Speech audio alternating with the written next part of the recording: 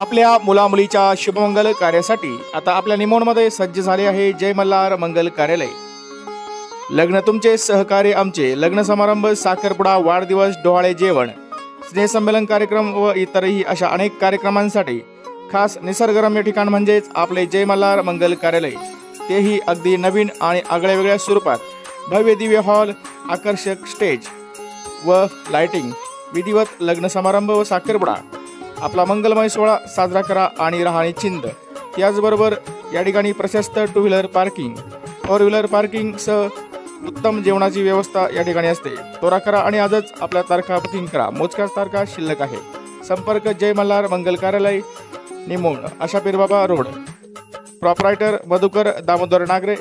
Mobile number आहे 98 50 84 54 26।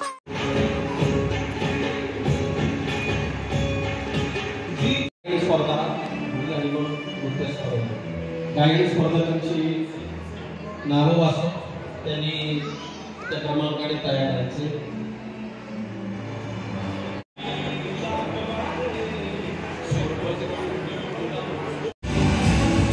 मान्यवरांना विनंती आपण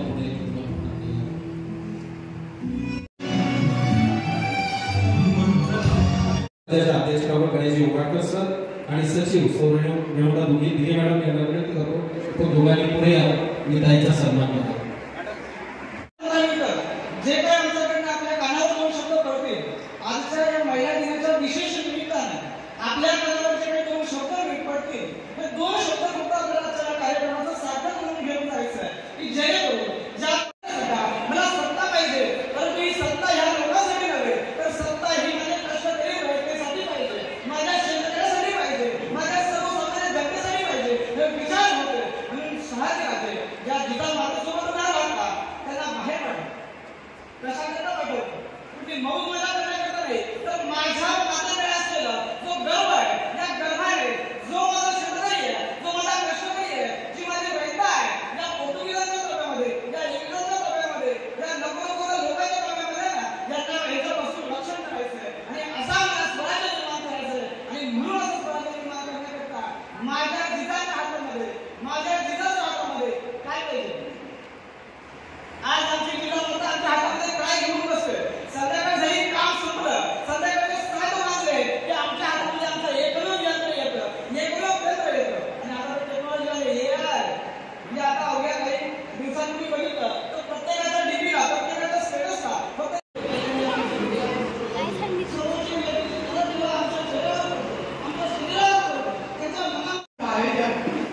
संपूर्ण महाराष्ट्रावर करत असतात। यामध्ये फाउंडेशनचे प्रमुख आहेत ते त्यांनी आता आपल्याला बऱ्याचशा गोष्टी आपल्याला सांगितल्या। यामध्ये शिवसंविधानाविषयी आणि गोष्टी सांगितल्या त्या डॉक्टर दिपेश शेष्टे, त्याचप्रमाणे त्यांचे बंधू दुसरे जुने बंधू त्यांचे दिवेश कृष्णे, त्याचप्रमाणे डॉक्टर गणेश उगराणकर या संपूर्ण कार्यक्रमामध्ये त्या आपल्या महाराष्ट्रामध्ये काम करणाऱ्या रेणुकाताई दिघे, व्यवस्थापक सचिव संगीताताई मुंडळ, सौ उषा लोटे, सौ मनीषा शिंदे, सौ सुनीता भागवत, सविताताई गुळे, बेबीताई कवडे आणि मान्य श्री किशोरजी पाटील, त्याचप्रमाणे मान्य श्री कौशल पाटील आणि श्री सोन्या पाटील, डायरेक्ट सोन्याचेच पाटील आलेले इथे कार्यक्रमासाठी। त्यामुळे आपल्याला काहीच नवीन इथे गोल्डमॅन आलेले कार्यक्रमाला आणि सर्व त्यांनी सूत्रसंचलन करत आहेत ते निलेश पर्वत, ज्यांना पुरस्कार आहे ते आमचे भाऊ आहेत आणि आमचे असोसिएशन आहेत, सगळे आपले जे समाजामध्ये काम करतात। मला आता भेटल्यामुळं आणि लांबून फारसे ओळखायला येत नाही, परंतु आपल्या समाजामध्ये जे रोज काही ना काही कार्य करतात अशा सर्वांना हा पुरस्कार या ठिकाणी केलेला आहे। आणि व्यासपीठावरील सर्व सन्माननीय मान्यवर, उपस्थित सर्व बंधू आणि भगिनी, गेल्या 4 वर्षापासून डॉक्टर दिपेश हे शिवसंविधान यावर काम करत आहेत। खरं तर महामानव आपल्या घटनेचे शिल्पकार डॉक्टर बाबासाहेब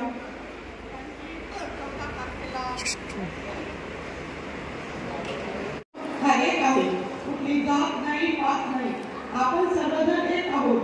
हे सगळं संविधान, हे सर्व संविधानची मांडणी, संविधान विषयी विचार हे सतत मांडत असतात. आणि अशाच या कार्यामधनं खरं तर हे कार्यक्रम घेणं सोपी गोष्ट नसते.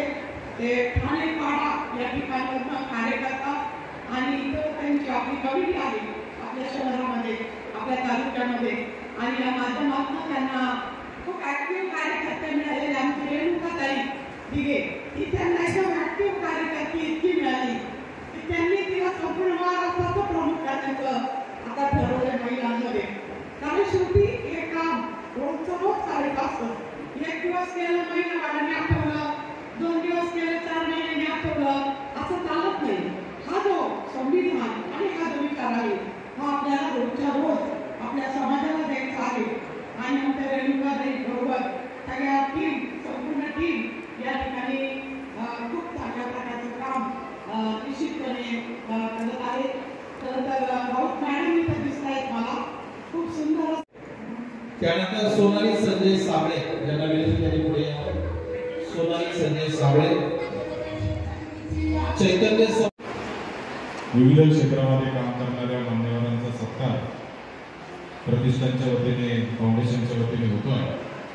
सर्वप्रथम महाराष्ट्रातून अनेक लोक या ठिकाणी आलेले आहेत. त्यांच्या सर्वांचं मी संगमनेरच्या या पुण्यनगरीमध्ये हार्दिक स्वागत करतो. संगमनेर हे अतिशय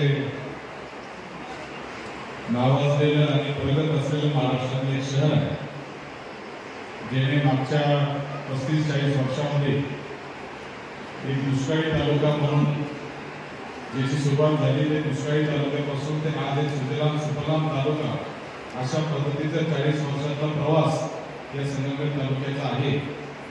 आणि या स्त्री शिक्षणाची सुरुवात केली आणि आपल्या पत्नी सावित्रीबाई फुलेंना शिक्षिका बनवून त्यांनी स्त्री शिक्षणाला सुरुवात केली.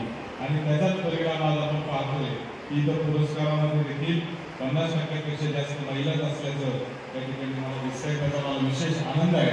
आज जर सावित्रीबाई असल्या तर त्यांना प्रचंड आनंद झाला असता.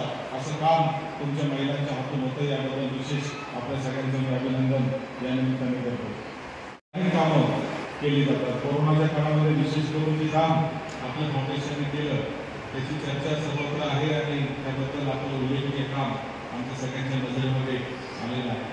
या ठिकाणी वेगवेगळ्या महिलांच्या काम देखील आपल्या फाउंडेशनच्या वतीने केलं जातं.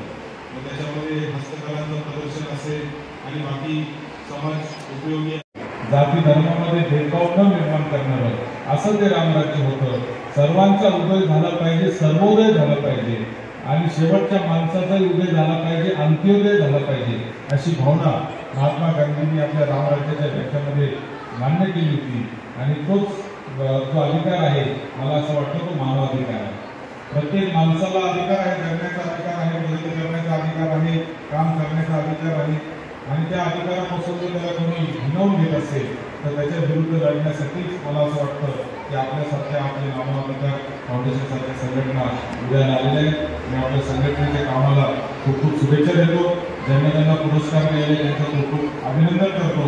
आणि येणाऱ्या काळामध्ये अजून चांगलं काम आपल्या हातून व्हावं, मानवतेची सेवा मोठ्या प्रमाणावर आपल्या हातून व्हावी अशी आपल्याला शुभेच्छा देतो. रामनवमीच्या देखील आपल्या सर्वांना शुभेच्छा देतो आणि थांबतो. धन्यवाद.